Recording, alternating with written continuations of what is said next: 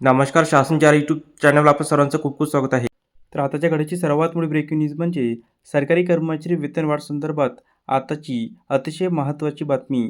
त्या संदर्भात एपिसोडच्या माध्यमातून संपूर्ण अपडेट सविस्तरपणे पाहूया.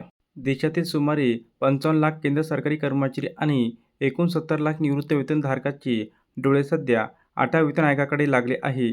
यातही पगाराची गणना ठरवणारा फिटमेट फॅक्टर हा मुद्दा चर्चेचा विषय ठरत आहे. कारण याच एका फॅक्टरमुळे किमान पगार 18,000 रुपयावरून थेट 45,000 रुपये होऊ शकतो. काय आहे फिटमेट फॅक्टर? सोप्या भाषेत सांगायचे झाले तर फिटमेट फॅक्टर हे एक असे सूत्र गुणांक आहे, ज्याद्वारे विद्यमान मूळ वेतन वाढवून नवीन वेतन निश्चित केले जाते. या फॅक्टरवर केवळ तुमचा मूळ पगारच नाही तर महागाई भत्ता, घरभाडे भत्ता आणि इतर भत्तेही अवलंबून असतात. त्यामुळेच हा आकडा जेवढा मोठा असेल, तेवढा पगार जास्त वाढणार आहे. किमान मूळ वेतन 18,000 रुपये थेट 69,000 रुपये. गेल्या काही वर्षात चौफेर महागाई भत्ता वाढली असून शिक्षण, आरोग्य, घरभाडे भत्ता यासाठी प्रत्येक वर्षी एक मोठी रक्कम मोजावी लागत आहे. अशा परिस्थितीत कर्मचारी संघटनांनी फिटमेट फॅक्टर 3.83 ते 5च्या दरम्यान असावा, अशी आक्रमक मागणी केली आहे.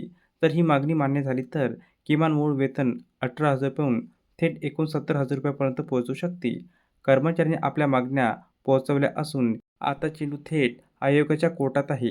सरकारची भूमिका काय?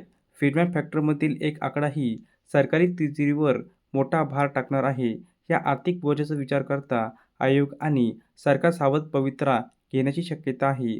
सूत्राच्या माहितीनुसार 7व्या वेतन आयोगाने स्वीकारलेल्या 2.57च्या या फिटमेट फॅक्टरच्या आसपास नवीन फिटमेट फॅक्टर निश्चित केला जाण्याची दाट शक्यता आहे. सरकार 2.86 पर्यंत विचार करू शकते, असेही काही अहवालात सांगत आहे. वेतन आयोगाकडे माहिती सादर करायची शेवटची तारीख 30 जून 26 होती. आता आयोग मिळालेले निवेदन, राज्याकडून आलेली मते आणि आर्थिक परिणामांचे मूल्यांकन करत आहे. 8व्या वेतन आयोगाला नोव्हेंबर 25 पासून 18 महिन्याचा कालावधी देण्यात आला असल्याने नवीन वेतन रचना 2027च्या सुरुवातीला लागू होण्याची शक्यता वर्तवली जात आहे. धन्यवाद.